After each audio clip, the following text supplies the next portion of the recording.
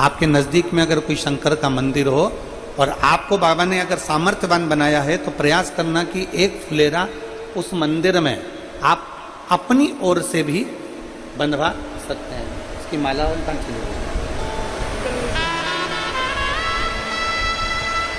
ऐसा पूर्ण मालाएं चारों तरफ इसमें बंदी होती है फुलेरा के अंतर्गत। ये भगवान शंकर के ऊपर लगाया जाता है। शिव महापुराण की कथा कहती है,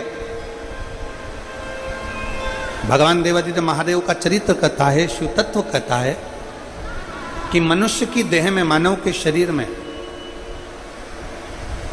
अगर मान लो अनायास अचानक, शिव पुराण कहती है कि कई स्थान ऐसे हैं जहां पर व्यक्ति से पाप कर्म होता है।